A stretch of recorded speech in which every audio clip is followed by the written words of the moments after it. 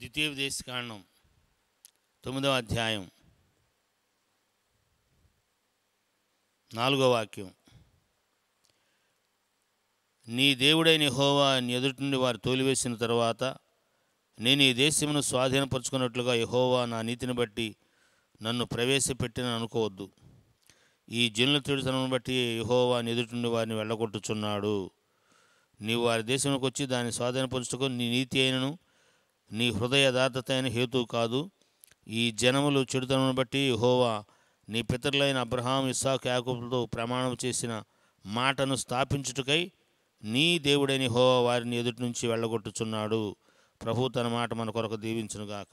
బలమైన మాటలు దేవుని పిల్లలారా దేవుడు మనకు అనుగ్రహించారు. 9వ అధ్యాయం ద్వితీయోపదేశకాండం 4-5 వచనాల్లో చక్కటి హెచ్చరిక దైవజనుడు మోషే గారు ఇశ్రాయేలుకి చేస్తున్నారు. శత్రువుల్ని అలగొట్టాడు. స్తోత్రం.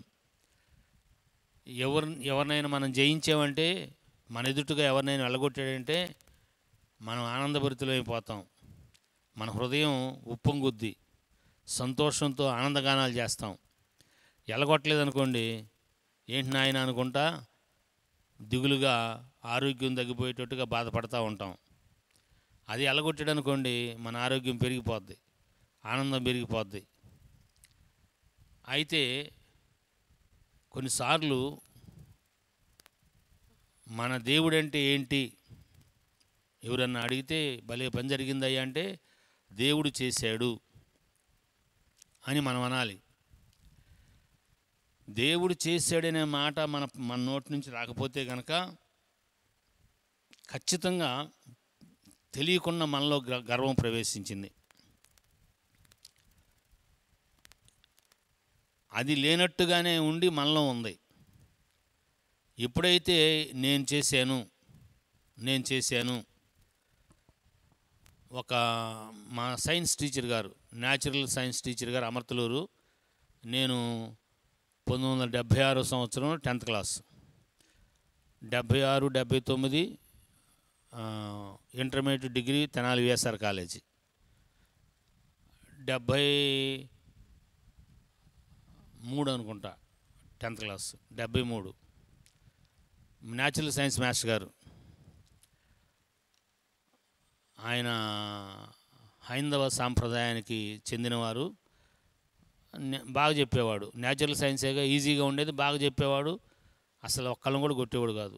ఫిజిక్స్ మాస్టర్ గారు ఉన్నాడు, ఆయన కూడా సేమ్ కమ్యూనిటీ. మనం అంటే చాలా ద్వేషం, యమకొట్టుడు కొట్టేవాడు ఫిజిక్స్. అసలు వచ్చేది కాదు, అర్థమయ్యేది కాదు. ఆయన దెబ్బలకి మామూలుగా అప్పుడు నిక్కర్లు తడిసిపోయాయి. ఈ భలే కొట్టేవాడు, మామూలు కొట్టేవాడు కాదు. ఈ న్యాచురల్ సైన్స్ మాస్టర్ గారు ఒకరోజు అమర్తలూరులో నాకు కనపడ్డారు. టీవీలో వాక్యం చెప్తున్నారు, ఎవరు అని అడిగాడు. నేనేనయ్యా. అప్పుడు ఆయన విన్న మెసేజ్ ఏంటంటే, మానవుల్లో ఉన్న నిర్మాణాన్ని గురించి, శరీరాన్ని గురించి, ప్రాణాన్ని గురించి, ఆత్మను గురించి, వాటిలో ఉన్న విభాగాల గురించి చెప్పా. అది బాగా ఆయనకి హత్తుకుని కాసేపు నోటి మాట రాలా. నేను ఇప్పటికీ ఆయన మాట్లాడి నాతో సుమారుగా 10 సంవత్సరాలు అవుతుంది. ఇప్పటికీ ఉన్నారు మాస్టర్ గారు, ఆరోగ్యంగా బాగానే ఉన్నారు. నేను గుర్తొచ్చినప్పుడల్లా ప్రభువారు నా ద్వారా మాట్లాడుతున్నారే అనలేకపోయేనే, నేనేనండి అన్న నవ్వుతా. ఆయన శిష్యుడిగా ఆ రీతిగా వాక్యాన్ని టీవీలో చెప్పడం ఆయన సంతోషభరితులై, ఆ స్టాండర్డ్లో అలాగా క్రైస్తవులు చెప్తారని ఆయన ఎక్స్పెక్ట్ చేయలే. చాలా హై లెవెల్లో ప్రభువారు మాట్లాడారు. అయితే నేను మాట్లాడేటప్పుడు ప్రభువారు నా ద్వారా మాట్లాడుతున్నారని చెప్తే బాగా ఆలోచనలు పడేవాడు. ఆయన వాక్యం వింటున్నాడంటే రహస్యంగా ఇంట్లో వాక్యాలు వింటున్నాడు. యేసు ప్రభు దేవుడని అర్థమవుతుంది, బయటపడలా. కానీ నాకు గుర్తొచ్చినప్పుడల్లా ప్రభువారు నా ద్వారా మాట్లాడుతున్నాడని నేను చెప్తే ఎంత బాగుండేదని అనుకుంటా. కొన్నిసార్లు చాలా స్పష్టంగా దేవుడు మన ద్వారా కార్యాలు చేస్తాడు. మనకు అర్థం అవుతాయి. ఎదుటివారు కూడా దేవుడు వీరి ద్వారా కార్యాలు చేస్తాడని సాక్ష్యం వస్తుంది.